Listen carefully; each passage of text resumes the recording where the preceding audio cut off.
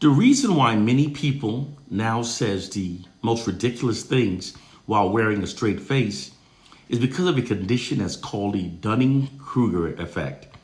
The Dunning Kruger effect is a cognitive bias where individuals with limited competence overestimate their mental abilities. In essence, they are unaware of their own ignorance and are often overly confident in their abilities. The Dunning Kruger effect occurs when incompetent people not only fail to realize their incompetence, but consider themselves much more competent than everyone else. Basically, they're too ignorant to know that they're ignorant. According to the Dunning Kruger effect, people who are the most incompetent are the least aware of their own incompetence. The Dunning Kruger effect is the reason why many of our people now believes the ridiculous claim that we made the N-word ours and that using it now ridiculously empowers us and makes enemies of those of us who intelligently presents facts, proving that those narratives are untrue. The Dunning-Kruger effect is also the reason why many black people now believes that the discovery that the word niggas was an ancient Ethiopian word meaning king presents a good reason to now call ourselves niggas, a word that sounds remarkably similar to the original N-word. That makes as much sense as learning that the word shit was an ancient word meaning king, and thinking that would present a good reason to therefore now start calling ourselves shit. Furthermore, given that there are literally over 2,000 language and dialects in Africa, and each one of them have at least 3 words that also means king, clearly the word niggas is being misused to keep us calling ourselves by the N-word. This is because negative words have power over our subconscious mind. They negatively impact our subconscious mind. And the subconscious mind doesn't see the different spelling.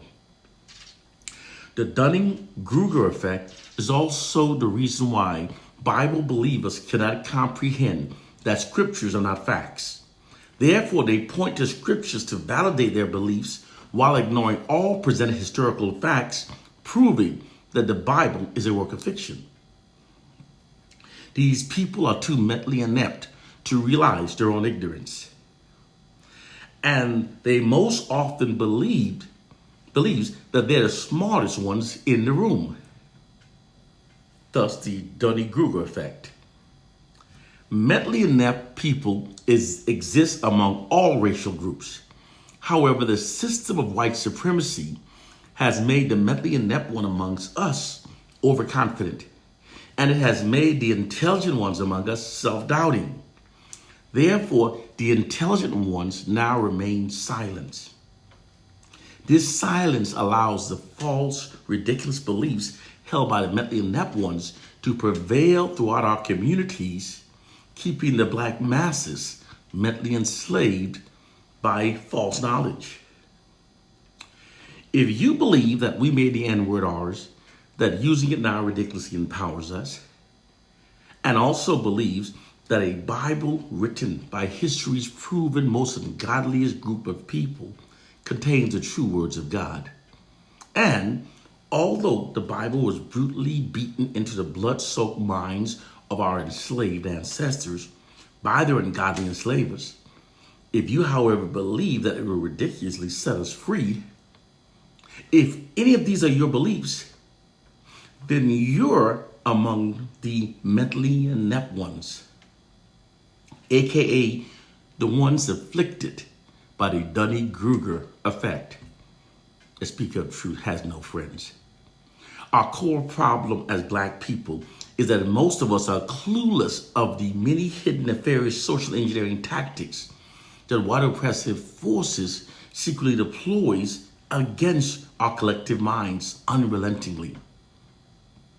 This is why those of us who know the truth must teach. What they've done to the black population is a nefarious, unethical social engineering tactic called cultural structural stupidity. Structural cultural stupidity is when the ignorant ones have been made overconfident and the intelligent ones have been made self-doubting, thus allowing the idiotic beliefs held by the ignorant ones to prevail throughout our communities, creating a culture of stupidity. The following is a detailed explanation of creating a culture of stupidity. It's achieved by first stripping a targeted population of their true history, culture, and identity.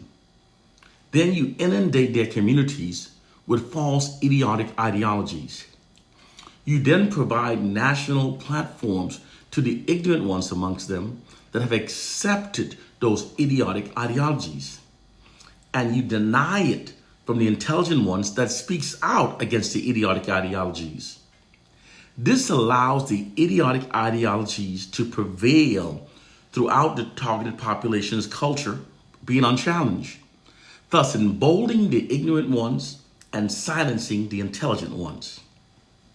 Those idiotic ideologies will then become so normalized that those who intelligently speaks out against them will be deemed as being the abnormal one or the crazy one. It's a negative social engineering tactic. This is precisely what has been done to the African American culture by white propagandists and white social engineering scientists. This is the true reason why millions of African Americans now self-identify by the N-word, call ourselves thugs, call our women bitches and hoes, sags our pants and glorifies pimps, and insist that we're our worst enemies, and gets our morals from a book written by our most immoral enemies. This is possible because people's thoughts and behaviors align with the narratives that they repetitively receive about themselves, and people often imitate and becomes those derogatory media depictions of their group that they've accepted as being their true reality. Therefore, those who write to people's narratives and controls their media images literally controls their culture. It's a true social science fact. Because white oppressive forces writes all of our narratives and controls our media images, they negatively steer our culture while misleading us to believe that we're negatively steering ourselves. They have transformed this scenario into their greatest weapon against Black people. And they keep us from learning this truth by keeping our collective minds distracted by a biblical fairy tale and a silly slave syndrome myth. And they've got our people so misinformed and so mentally enslaved that those of us who tells this truth literally offends millions. This disclosed cultural structural stupidity social engineering system is so effective that it negatively manipulates and confuses the collective minds of the Black population to such an extent that in spite of an abundance of available information, no one is able to come together to make any sensible conclusion in the interest of liberating ourselves. This is the truth of our plight condition. Those who now says that Black people are no longer being oppressed are in fact ignorant of their own ignorance. The hidden true reality is that although most Black people no longer experience the blatant racist oppressive tactics as our grandparents experienced them, we are, however, still being oppressed. White racist oppression of Black people is now deployed with much more sophistication. So sophisticatedly, in fact, that it's not easily recognized, nor is it easily comprehended by most of the Black victims. It allows the white society to oppress us while misleading us to believe that we're our worst enemies. White racism always works best when the Black victims no longer recognizes it. This is the truth of our plight and condition, the history and reason. During the 1960s, it was determined that blatant white racism was an aggravating core factor for that decade's unprecedented unified Black protests. White oppressive forces therefore abandoned those blatant segregation Jim Crow tactics and started deploying these more covert methods for maintaining their control and their dominance over Black people. Doing so allows them to continue their subjugation of black people without any significant black resistance. This is the truth about black condition. Those who are spreading the Willie Lynch myth or talking about Jesus are unknowingly agents of the system of white supremacy, because those are false ideologies that are designed to keep our minds dumbed down and distracted from learning the truth that sets us free. One love and peace.